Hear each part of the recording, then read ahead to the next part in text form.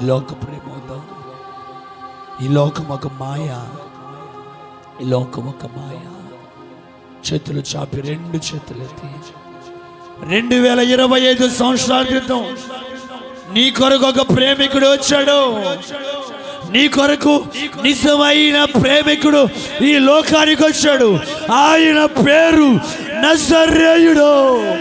నజరేయుడు, నజరేయుడు.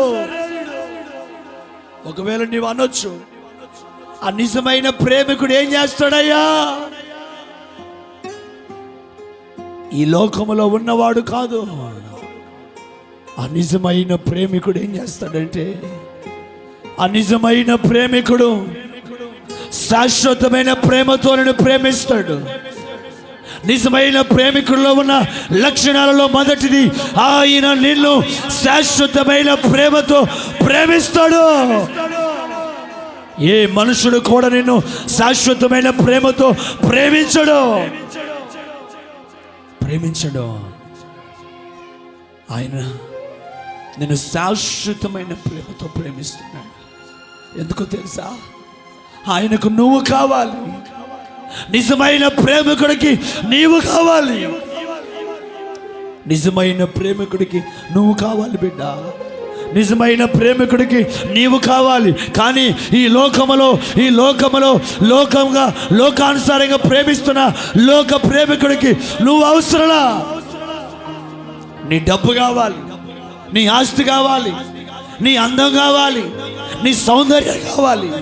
కానీ నీ కొరకు 2025 సంవత్సరాల క్రితం ఒక ప్రేమికుడు వచ్చాడని చెప్పానే, ఆ ప్రేమికుడికి నీవు కావాలి. నీ ఆస్తి కాదు, నీ అందము కాదు, నీ ఆస్తి పాస్తులు కాదు, నీవు కావాలి. యేసుకి నీవు కావాలి. నిజమైన ప్రేమికుడికి నీవు కావాలి. నిజమైన ప్రేమికుడు ఏం చేస్తాడంటే, మొదట నిన్ను ప్రేమిస్తాడు. శాశ్వతమైన ప్రేమతో నిన్ను ప్రేమిస్తాడు. రెండోది, నిజమైన ప్రేమికుడు ఏం చేస్తాడు? పోషిస్తాడు. కరువులో విడిచిపెట్టడు. నిన్ను తప్పనిసరిగా పోషిస్తాడు. పచ్చికల చోట్ల నిన్ను పరుణ చేస్తాడు, నిన్ను పోషిస్తాడు. 3, నిన్ను రక్షిస్తాడు. నిజమైన ప్రేమికుడు నిన్ను రక్షిస్తాడు. ఎలా రక్షిస్తాడయ్యా? ఆపదలో ఉన్నా, అపాయాల్లో ఉన్నా, వేదనలో ఉన్నా, అగ్నిగుండమైన, సింహాల బోనైనా, ప్రాణహానైనా నిన్ను ప్రేమిస్తున్నవాడు నీ ప్రక్కనే ఉండి నిన్ను రక్షిస్తాడు. ఎస్, ఈ లోక ప్రేమికుడు నిన్ను విడిచిపెట్టి వెళ్ళిపోతాడు. అపాయం వచ్చినప్పుడు, ఆపద వచ్చినప్పుడు, కష్టం వచ్చినప్పుడు, కన్నీరు వచ్చినప్పుడు విడిచిపెట్టిపోతాడు.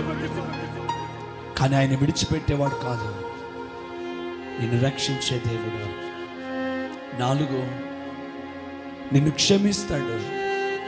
నువ్వు దేవుని దగ్గర ఒప్పుకుంటే, ఆ నిజమైన ప్రేమికుడైనా నీ కొరకు లోకానికి వచ్చాడే, 2025 సంవత్సరాల క్రితం ఈ లోకానికి వచ్చాడే, ఆయన యొద్ద నీ తప్పులు, నీ పాపమును, నీ అవిధేయతను ఒప్పుకుంటే ఆయన నిన్ను క్షమిస్తాడు. ఈ లోక ప్రేమలో క్షమాపణ లేదండి.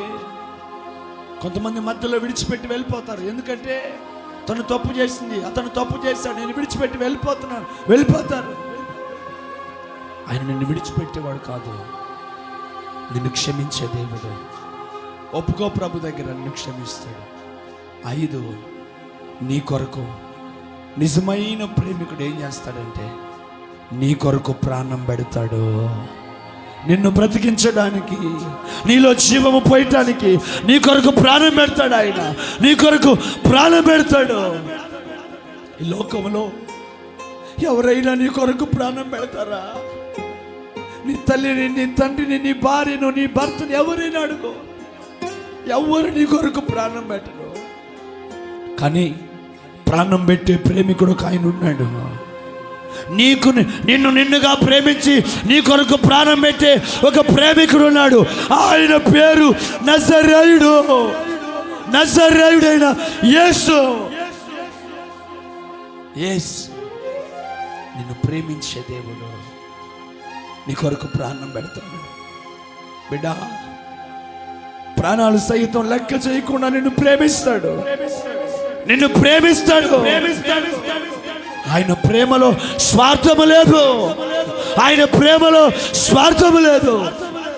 నిజమైన ప్రేమికుడు మాజీ ప్రేమికుడు కాదు. నిజమైన ప్రేమికుడు నీ నెంబర్ బ్లాక్ చేసేవాడు కాదు. నిజమైన ప్రేమికుడు విడువక ప్రేమిస్తాడు. నిజమైన ప్రేమికుడు నిన్ను విడిచిపెట్టడు. నిజమైన ప్రేమికుడు నిన్ను విడువడు, ఎడబాయుడు. నిజమైన ప్రేమికుడు మారేవాడు, మార్పు చెందేవాడు కాదు. ఆయన మారని దేవుడు. ఆయన మారని ప్రేమికుడు, మార్పు చెందని ప్రేమికుడు. ఆ యేసయ్య ప్రేమలో నువ్వు నిత్యము నిలిచి ఉందువు గాక. ఆ యేసయ్య ప్రేమలో నువ్వు నిత్యం నిలిచి ఉందువు గాక. నిన్ను ప్రేమించిన దేవుడు ఈ మధ్యాహ్న కాలాన ఏమి కోరుకుంటున్నాడంటే, నీవు కూడా నా ప్రేమలో నిలిచి ఉందువు గాక. అట్టి ప్రేమను కలిగి మనం బ్రతుకుదుము గాక. స్తోత్రమయ్యా, స్తోత్రము స్తోత్రము స్తోత్రము ప్రభువా. దినముల